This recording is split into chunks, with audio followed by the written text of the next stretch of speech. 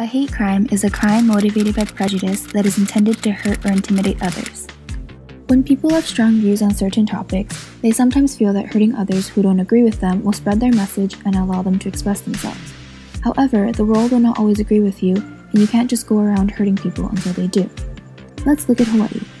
Is it a hate crime if a native Hawaiian goes around thinking that they don't want white people to be in the islands? No. That person is perfectly entitled to their opinion and can believe whatever they want. However, is it a hate crime when that person goes out and, based off of their opinion, beats up someone just because they don't like their race? Yes, but unfortunately, many white people are often hurt by the native population when they visit our islands.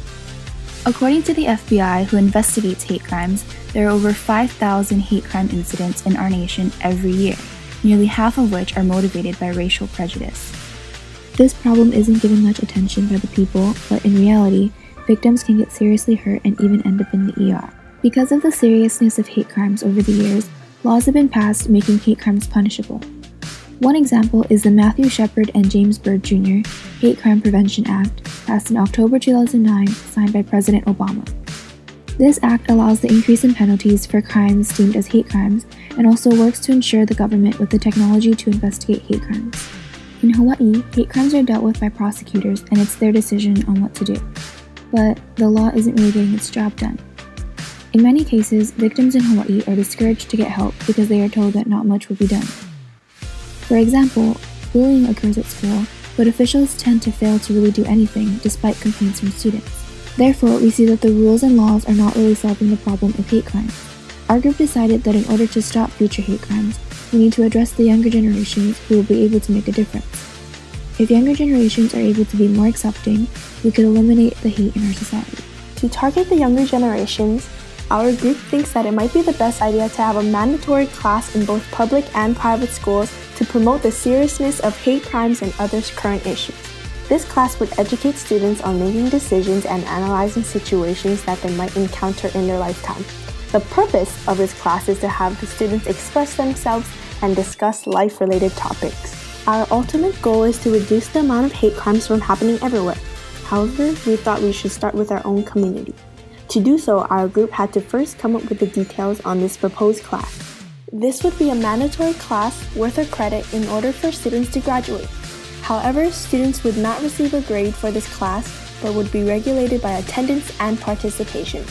This aspect is to ensure that students develop a comfortable environment where they don't have to worry about being graded or judged. Class size would range from about 10 to 20 students, and a teacher would be in charge to guide and add to discussion.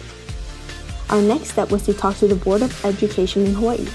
We contacted the chairman, Lance Mizumoto, through email and suggested our solution regarding hate crimes. If or when he responds, we would then discuss the solutions with the teachers and principals in our own school. We would have to find teachers who would be willing to help because they are a major part of making classes possible. There will also be many other obstacles.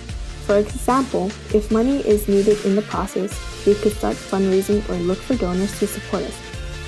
We believe that raising awareness among students on these types of issues would make them realize that hate crimes and other problems do exist in our society because of the ignorance of the people.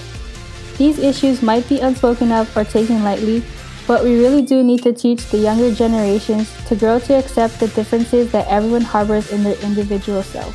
Violence is also not the right way to express yourself, and we shouldn't judge others based on prejudice. They can also become aware of the prejudice in their society that goes unnoticed and learn to speak out. Students will grow with the understanding that hate crimes are wrong and will be stopped, not by the laws, but hopefully by their informed and compassionate selves. If students are able to discuss and face the issues in their society, they'll be better prepared and able to deal with these issues throughout life.